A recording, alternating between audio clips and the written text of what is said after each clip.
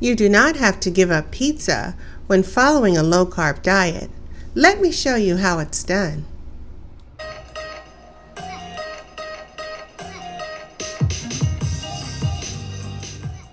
Here are the major players in the game: ground beef, mushrooms, green peppers, yellow onions, mozzarella cheese, Prego pizza sauce, and pepperoni.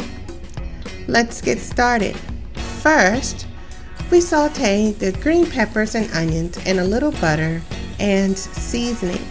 I use a seasoning from the spice collection I found at TJ Maxx, usually found at TJ Maxx, Marshall's, Ross, any of those discount centers. It's the oregano, basil, and tomato spice blend, and it is absolutely perfect for low-carb pizza.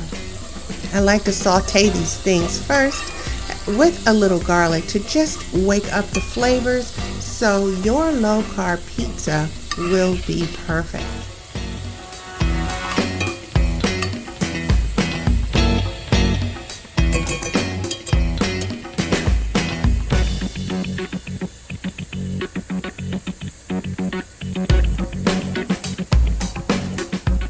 While those gorgeous vegetables are doing their thing, I add mushroom and onion powder to the mix to make this low-carb pizza quite similar to the pizza that you love from your favorite pizza parlor. So, in addition to the oregano tomato spice blend, I usually add garlic powder. On this day I was out of garlic powder, but I had this garlic bread blend, so I just added that. It worked perfectly. Now I'm going to let the mushrooms cook for a bit, and then I'm going to chop them finely because these all will serve as the topping. Stay tuned to see how this works out. As the mushrooms begin to brown, use your spatula to chop them finely. Unless you like large mushroom chunks, I prefer the fine vegetables because they spread a little easier on my low-carb pizza. Now it's time to add the ground beef and allow the ground beef to brown while we heat up our oven to 385. This will help our pizza to cook and blend together. So we're going to continue to brown the ground beef and mince it finely because it can spread evenly and smoothly in the bottom of the pan, because this will serve as our crust. After the ground beef is finished browning, we're going to transfer it to this baking dish. You can use any type of baking dish that you like. I like this smaller dish. I believe it's about a 6 by 6 dish. That looks about right. I never measured it. I thought it was cute, so I bought it. So I'm putting in the ground beef, and you spoon it in generously, but you pat as you go because it needs to be nice and flat because we're going to layer the other items.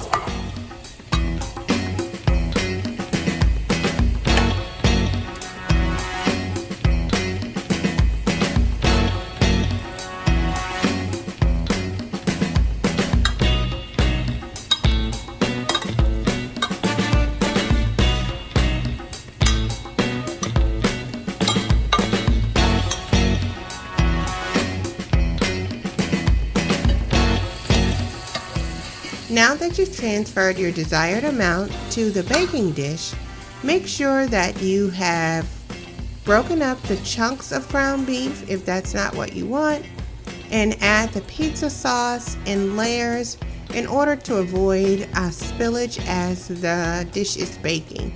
So I have a little bit and I'm going to spread it around. Then I noticed that it is not enough and I'll add just a little bit more. When I use a larger baking dish, it takes all of the pizza sauce. Now that I started using this dish, I use about 3/4. So 6 by 6 pan, it's about 3/4 of the jar. And you can use that pizza sauce for something else a little later.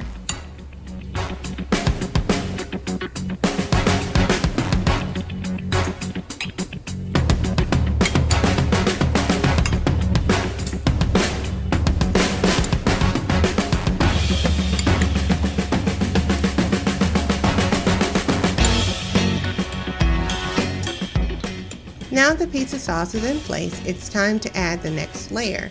I prefer to add the pepperoni next.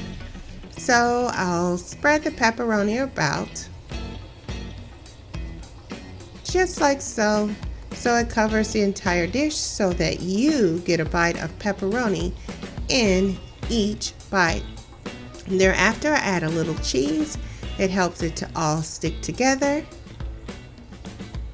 And next up is a little more ground beef, because remember, that has all of our toppings. It has the mushrooms, the peppers, the onions.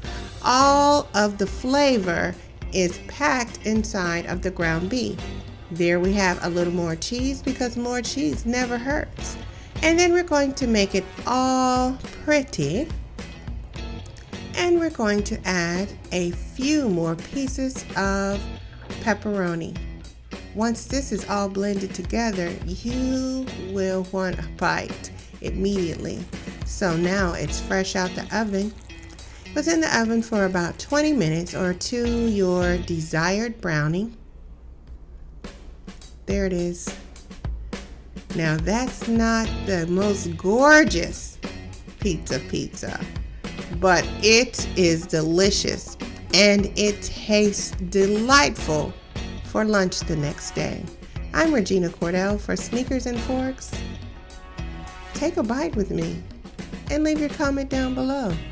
Talk to you later. Ciao.